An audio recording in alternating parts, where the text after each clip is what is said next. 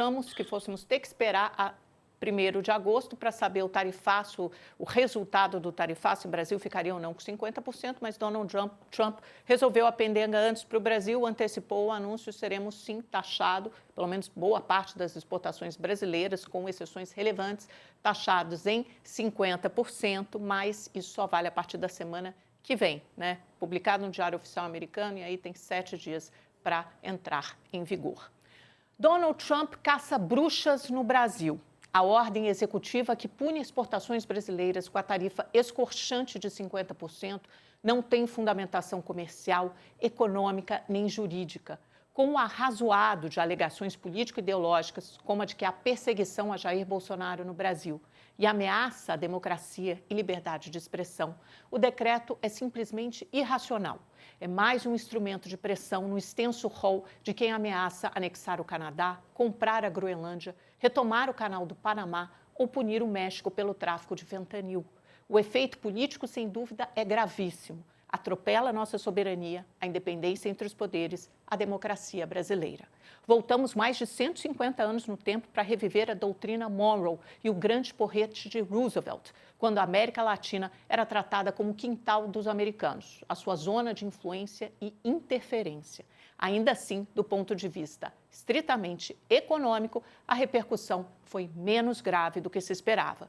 Nas contas da AmCham, que é a Associação Comercial Brasil-Estados Unidos, a lista de exceções representa 43,4% do valor total exportado pelo Brasil para os norte-americanos, de 42,3 bilhões de dólares no total. Produtos importantes foram poupados, como suco de laranja, algumas ferroligas usadas no aço, minérios, petróleo, gás natural, partes de turbinas e motores aeronáuticos. Olha a Embraer aí, minha gente.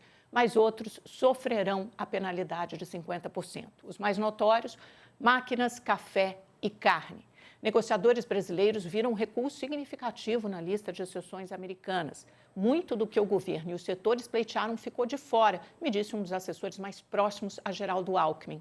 Na prática, faz com que a resposta econômica do governo brasileiro neste primeiro momento não tenha que ser tão exacerbada. O pacote de socorro será menos amplo, mais nichado e setorial. Isso diminui a pressão sobre as contas públicas, reduz o risco de desemprego e de prejuízo e quebradeira de empresas. Basicamente, tudo que é essencial para a indústria norte-americana nessa lista de exceções foi poupada. Essa é a lógica da lista, que obviamente também está sujeita a lobbies poderosos e eficazes, principalmente os lá de fora.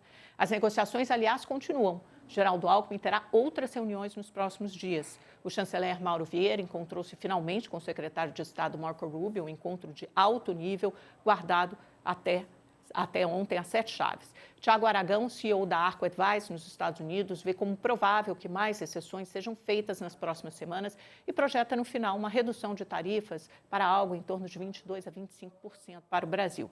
Mas no Itamaraty há muita cautela. Um diplomata me disse que negociar a própria soberania é inaceitável. A análise ainda não foi completamente concluída, ela foi feita ontem, a quente, mas não cabe cantar vitória, segundo esse embaixador. Segue a preocupação com os setores afetados e novas medidas que possam afetar o comércio, como a investigação na seção 301, lembra aquela de irregularidades práticas comerciais consideradas ilegais. No fronte político, os americanos ainda detêm um farto arsenal, desde aplicar a lei Magnitsky para outros ministros do STF e autoridades brasileiras e também dificultar a obtenção de vistos por brasileiros. A escalada da crise está sobre a mesa. É tudo muito imprevisível. Só há 2 certezas neste momento. Primeiro é que esse é o ponto de início e não de chegada, e seja como for, nossa relação com os Estados Unidos não será mais a mesma, pelo menos por um bom tempo. Pessoal, vou chamar um brevíssimo intervalo para quem nos acompanha pela televisão. Já já temos Álvaro Frasson, do BTG Pactual, para repercutir a seara econômica, e da parte comercial vamos receber Velber Barral, que é ex-secretário de Comércio Exterior. Então, fique com a gente, é uma pausa muito rapidinha. E quem nos acompanha pelo YouTube, te convido para ver agora a ordem executiva editada, o decreto ontem de Donald Trump, que traz a fundamentação jurídica. A gente sabe que é um arcabouço absolutamente frágil. Isso aqui é a nota do Lula. Isso, tá bom. Agora sim, tarifa de 50% ao Brasil. Pode passar para o próximo, por favor. Esse é o cabeçalho, é o início. E aí traz... A gente resumiu aqui para vocês. Pode voltar. É isso aí. Ordem executiva, cita emergência nacional, fala em atividades, em ações incomuns do governo do Brasil que prejudicam empresas e política externa dos Estados Unidos, cita Jair Bolsonaro, apoiadores do ex-presidente como perseguidos e vítimas de graves violações dos direitos humanos, menciona diretamente o ministro Alexandre de Moraes, citado como responsável por ameaçar, intimidar opositores políticos, e a Casa Branca mistura as duas searas, né, judiciário e executivo, como se não houvesse uma autonomia, uma independência, uma separação entre os poderes, que, aliás, é pedra fundamental de qualquer democracia séria, aliás, como é a do Brasil. Diz que o governo tentou remover usuários de plataformas digitais, a história da Big Techs, e cita também o blogueiro Paulo Figueiredo, que é residente nos Estados Unidos, alvo de processo no Brasil, inclusive pela tentativa de golpe de Estado. Isso é a ordem executiva. Agora vamos à lista de exceções. Isso ficou na mira dos investidores, até a Bolsa, quando viu isso, subiu, as ações da Embraer dispararam, porque olha ali, artigos de aeronaves civis, né? Aeronaves foram poupadas nessa lista de exceções, quase metade dos produtos brasileiros, veículos e peças específicas, produtos de ferro, aço, alumínio, fertilizantes, produtos agrícolas e de madeira, laranja, madeira tropical, celulose, metais e minerais. Mais um quadro, por favor. A nossa próxima, energia, né? Olha aqui, tem carvão, tem petróleo, gás natural, bens retornados aos Estados Unidos, bens em trânsito, etc. Então, e aí temos mais uma tela da MTM. A MTM mesmo ontem se debruçou e fez contas. Total de produtos excluídos, quase 700, 694, representa quanto?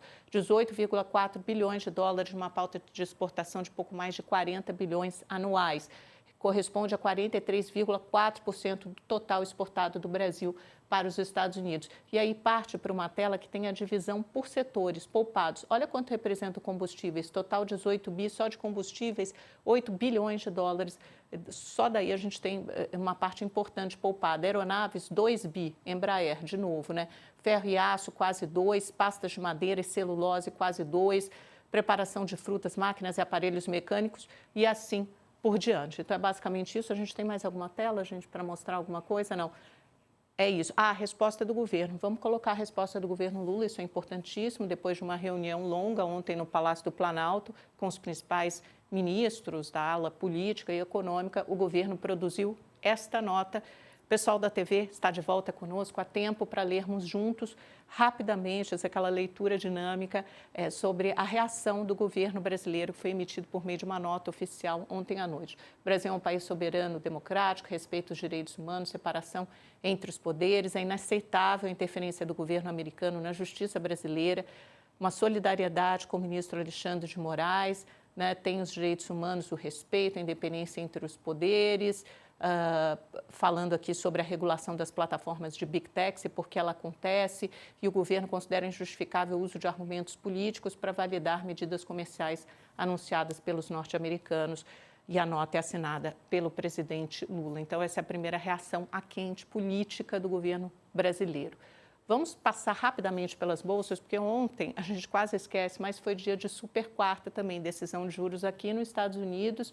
Olha, na Ásia, as negociações já encerradas, Tóquio subiu 1%, uma baixa grande das ações em Hong Kong, 1,60%, e a China também caiu bastante, 1,18%. Na Europa, as bolsas estão abertas, seguem em negociações, o acordo lá já foi fechado, aquela tarifa de 15% anunciada no domingo ainda, só Paris cai, o resto no positivo. Vamos às bolsas americanas, porque ontem teve decisão do FED, que manteve a taxa de juros entre 4,25% e 4,5% ao ano e não fez sinalizações de queda em setembro. Pelo contrário, na coletiva tradicional que o Jerome Powell dá depois da decisão do FED, ele deixou em suspenso, em aberto, se haverá um corte na próxima reunião de setembro, sempre dizendo que isso é data dependent, né? Depende dos indicadores econômicos, depende se haverá, qual será o efeito tanto na inflação do tarifaço quanto no mercado de trabalho, mas a novidade é que houve dois dirigentes do FED que votaram a favor de uma redução de 0,25 ponto percentual contra o resto do colegiado, a Michelle Bowman e o Chris Waller, candidatos, aliás, a substituir Jerome Powell. Os futuros dos Estados Unidos sobem com força, até porque a meta produziu um resultado, um balanço do segundo trimestre espetacular, assim, como a Microsoft, né? São aquelas 7 magníficas, muitos balanços divulgados essa semana. Por último, o Brasil, vamos ver como foi a reação à lista de exceções. Por isso que, olha, o dólar subiu 0,38, porque o dólar também subiu no resto do mundo, né? Com essa manutenção dos juros nos Estados Unidos e sem uma sinalização firme de que haverá um corte na próxima reunião. Mas o índice Bovespa reagiu, subiu quase 1%. Voltando aos 133 mil pontos, uma parte disso é Embraer, tem Petrobras, muita coisa reagindo positivamente. Por quê? Porque ficou na lista de exceções.